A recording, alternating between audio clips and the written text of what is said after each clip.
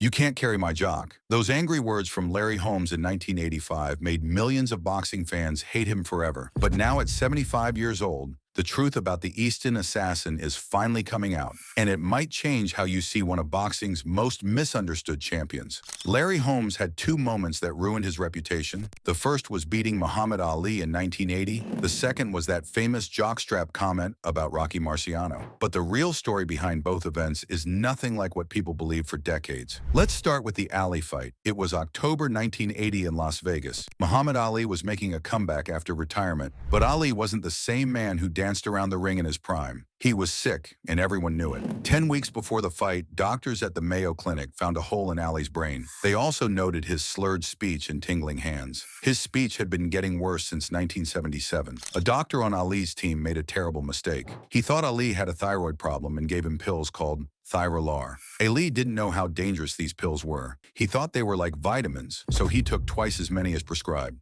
Thyrolar can be deadly. It makes you tired and weak. It stops your body from cooling down properly. It can cause heart attacks. Days before the fight, Ali collapsed while running. He was rushed to the hospital for severe dehydration. His own doctor called him a walking time bomb. The man could have died in the ring from a heart attack or stroke, but the fight went on anyway. Money talks in boxing. Don King, the promoter, offered Ali $8 million.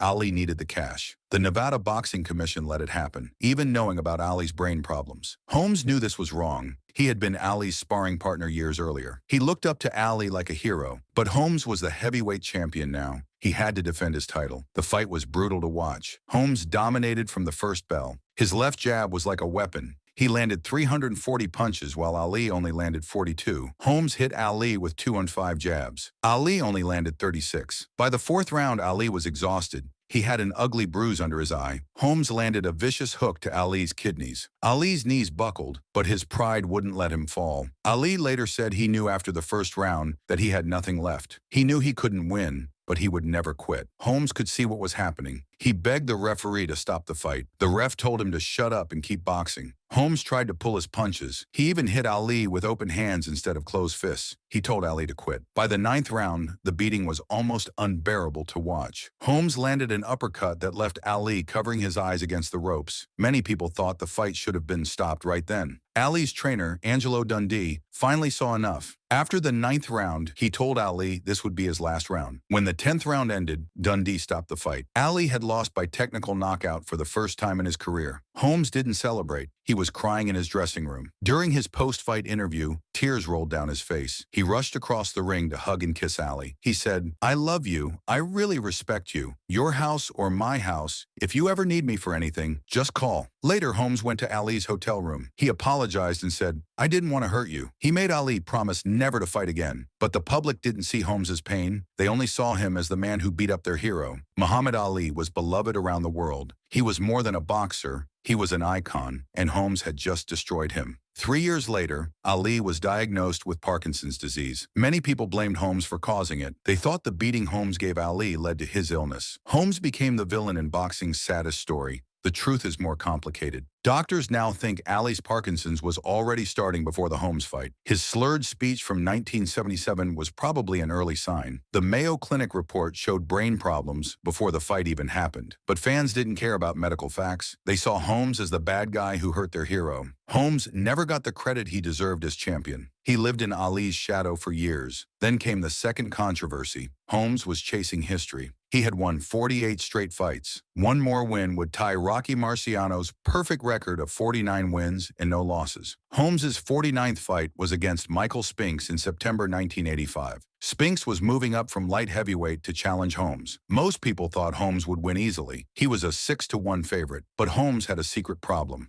During training, he hurt his back badly. A nerve specialist warned him he could be paralyzed if he got hit wrong. Other doctors said the paralysis risk wasn't that serious, but the fear was in Holmes's head. The fight was close and controversial. All 3 judges gave it to Spinks by narrow margins, but the Associated Press scored it for Holmes. So did United Press International. Holmes felt robbed. The rematch 8 months later was just as controversial. Again, Spinks won a split decision. Again, many people thought Holmes had done enough to win. Holmes later said the judges must have been drunk. After losing his perfect record and his title, Holmes was angry and bitter. At the press conference, someone asked him about missing the chance to tie Marciano's record. That's when Holmes exploded. "Rocky Marciano couldn't carry my jockstrap," he said. The words shocked everyone. Marciano was a beloved champion who had died in a plane crash in 1969. Saying he couldn't carry your jockstrap was like the ultimate insult. Boxing fans were outraged. Holmes tried to explain later. He said it was just fight talk, the way boxers trash talk each other. He said it was street language from his neighborhood in Easton, Pennsylvania. He didn't mean to disrespect Marciano or his family. Holmes also made a good point about comparing fighters from different eras. "I'm 35 fighting young men," he said. "Rocky was 25 fighting old men."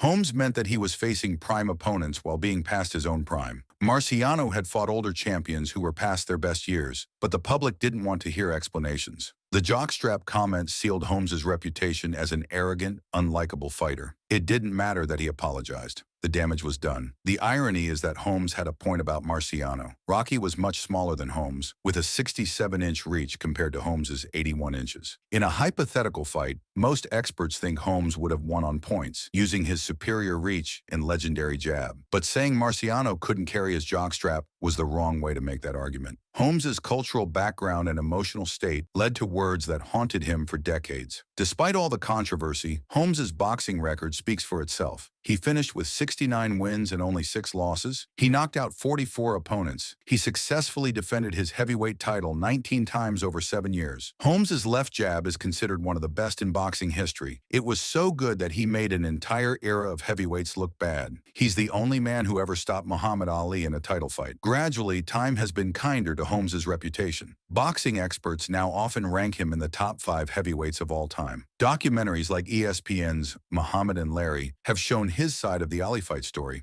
People are starting to understand that Holmes was caught in impossible situations. He was forced to beat up his childhood hero. He was robbed of tying a historic record by questionable judging. His angry words came from frustration, not real disrespect. Holmes had the bad luck of being champion between two of boxing's most charismatic figures. He followed Muhammad Ali and came before Mike Tyson. Compared to those larger-than-life personalities, Holmes seemed dull and ordinary. But there was nothing ordinary about his boxing skills. His jab was a work of art. His chin was granite. His heart was as big as anyone's who ever stepped in a ring. At 75 years old, Larry Holmes is finally getting some of the respect he always deserved. The man who cried after beating Ali, who fought through back injuries, who spoke his mind when he was angry, is being remembered as one of the greatest heavyweights who ever lived. The Easton Assassin's legacy isn't defined by 2 controversial moments anymore. It's defined by 19 title defenses, a legendary jab, and 7 years as the best heavyweight in the world.